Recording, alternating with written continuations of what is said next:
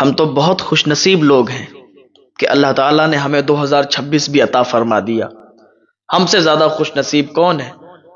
2025 میں جو لوگ ہمارے ساتھ تھے ان میں سے بہت ایسے لوگ ہیں کہ جن کا انتقال ہو گیا اور وہ یہ دنیا چھوڑ کر چلے گئے۔ اللہ تعالیٰ نے انہیں موت عطا فرما دی اور وہ چلے گئے۔ اللہ تعالیٰ نے ہم لوگوں کو ابھی زندگی دی ہوئی ہے، ہمارے پاس ابھی ٹائم ہے، مہلت ہے، لیکن اس کا کوئی پتہ نہیں ہے کہ کب تک ہماری زندگی ہے۔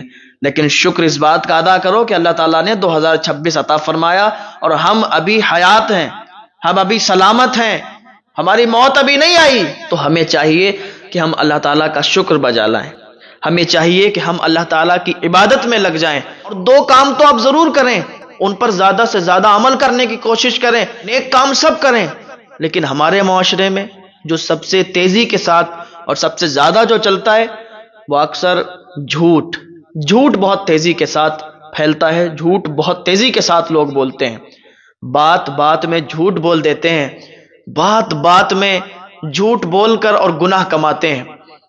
تو سب سے پہلی بات تو یہ ہے کہ آپ جھوٹ سے توبہ کر لیں۔ 2026 عطا ہوا ہے، اللہ کا شکر ادا کریں، جھوٹ سے توبہ کر لیں کہ انشاءاللہ آپ کبھی جھوٹ نہیں بولیں گے۔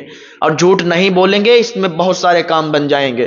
بندہ پہلے بات تو آپ پر یقین کرنے لگے گا کہ بندہ یہ بڑا نیک ہے، یہ کبھی جھوٹ نہیں بولتا ہے، جب بھی بولتا ہے سچ بولتا ہے۔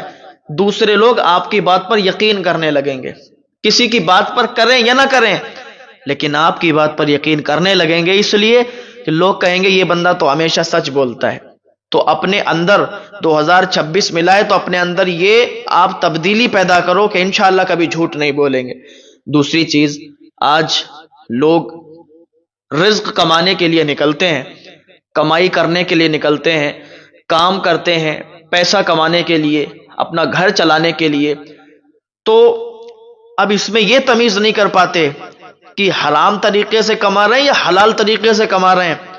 دیکھیں، حرام اور حلال یہ دونوں بہت قریب ہیں، اگر تھوڑا سا ادھر بہک گئے تو حرام کی طرف چلے گئے، ورنہ حلال آپ کمائیں، حلال کمائی کریں گے تو اللہ تعالیٰ آپ کو یہاں بھی نعمتیں عطا فرمائے گا اور وہاں بھی نعمتیں عطا فرمائے گا۔ حلال کمائی کما کے اپنے بچوں کو کھلائیں گے تو آپ کے بچے جو ہوں گے وہ فرما بردار ہوں گے، آپ کے بچے آپ کی بات سننے والے ہوں گے، آپ کے بچے آپ کی خدمت کرنے والے ہوں گے۔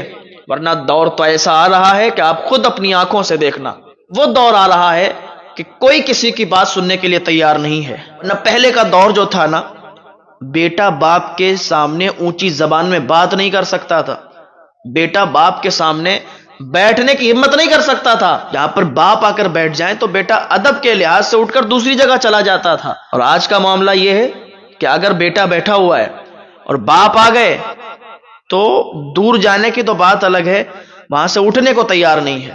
آپ دیکھیں نا دور کس طریقے سے بدلتا ہوا جا رہا ہے، کس طریقے سے ماحول تبدیل ہو رہا ہے۔ تو اپنے اندر تبدیلیاں پیدا کریں، جھوٹ بولنا بند کریں، جھوٹ سے آپ توبہ کریں اور حرام رزق کمانے سے باز آئیں، توبہ کریں اور نمازوں کی طرف آئیں، نمازوں کی طرف پابندی کریں، عبادت کی طرف آئیں۔ اللہ تعالی ہم سب کو نیک عمل کرنے کی توفیق عطا فرمائے، ورنہ وہ دن دور نہیں ہے کہ ہم موت کے قریب ہوں گے اور ایک دن وہ آئے گا کہ موت کا فرشتہ ہمارے پاس آ جائے گا اور ہماری روح قبض کر کے لے جائے گا۔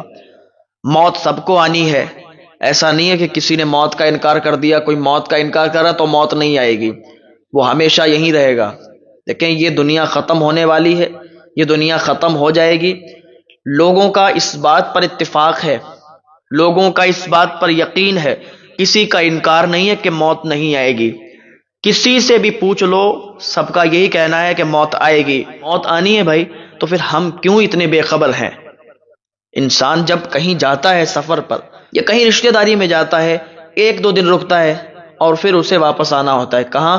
اسے پتا ہے کہ ہاں ہمارا گھر ہے، ہمیں گھر پہ واپس آنا ہے نا بھائی؟ تو گھر پہ واپس آتا ہے کہ نہیں آتا ہے؟ یا وہیں رک جاتا ہے کہ نہیں اب گھر نہیں جانا ہے؟ تو ہم اسی طریقے سے اس دنیا میں ایگزام دے رہے ہیں، ہم دنیا میں ایگزام دے رہے ہیں، یہ ہمارا حقیقی گھر نہیں ہے، ہم یہاں ہمیشہ کے لیے نہیں آئے کہ یہاں سے پھر جانا ہی نہیں ہے۔ بھائی جب ہماری موت آنی ہے، کل نفس ذائقۃ الموت، ہر جاندار کو موت کا مزہ چکھنا ہے۔ جب ہمیں پتا ہے کہ ہماری موت آنی ہے، ہم یہاں سے چلے جائیں گے، یہاں ہمیشہ رہنے والے نہیں ہیں، ہماری موت کا بھی پتہ نہیں ہے، تو پھر ہم کیوں گناہوں پر لگے ہوئے ہیں؟ ہم کیوں عیاشیوں پر لگے ہیں؟ ہم کیوں نہیں رب کی بارگاہ میں آتے؟ ہم کیوں عبادت سے دور بھاگتے ہیں؟ آج ہمارے نوجوانوں کو اگر ہم کہہ دیتے ہیں کہ آؤ بھائی نماز کی طرف آؤ، کہتے ہیں ٹھیک ہے انشاءاللہ کل سے آئیں گے صاحب، کل کو ٹال دیتے ہیں۔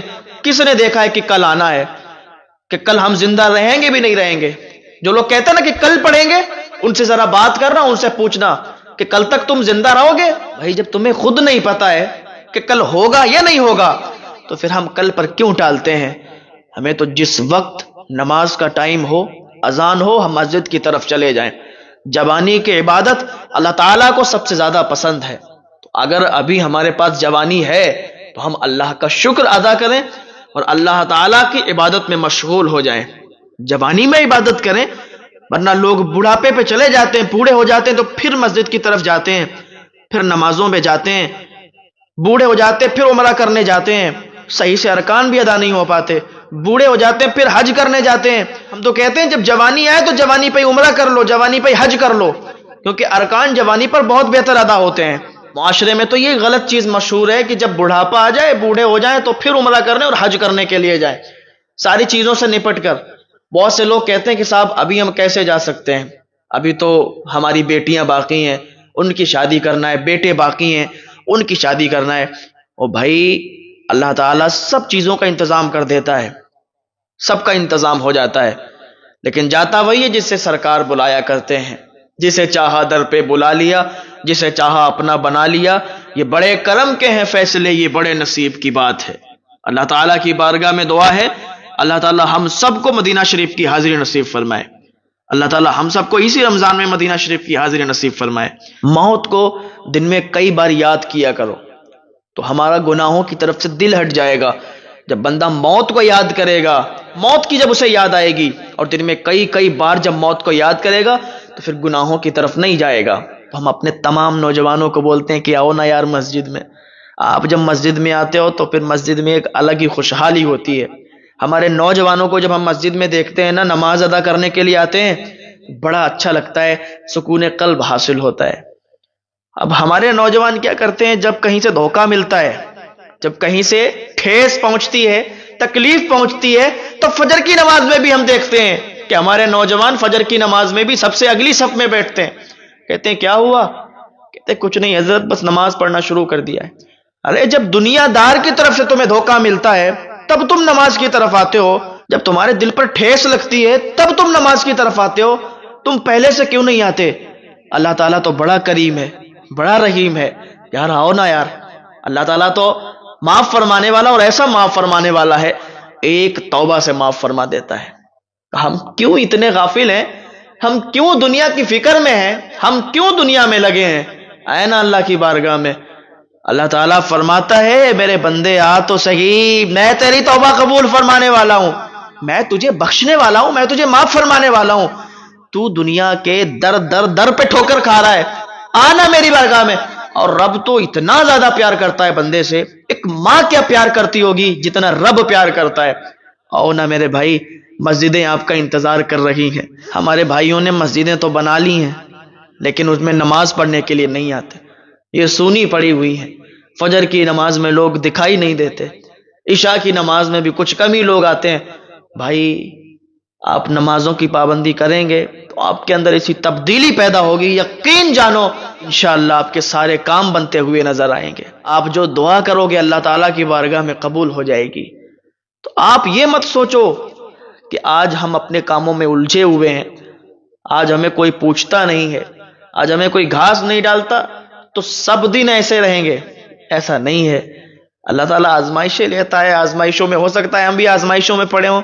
جب آزمائشیں آتی ہیں تو پھر ایسا ہوتا ہے کہ ایک بندے نے خانہ کعبہ کے سامنے دعا کی کہ یا اللہ میں تیری محبت چاہتا ہوں، تو اپنی محبت پہ مجھے گرفتار کر لے۔ واپس آیا تو اس کا گوشت سڑنا شروع ہو گیا کہ جسم سے اس کی بوٹی کٹ کٹ کے گرنے لگی۔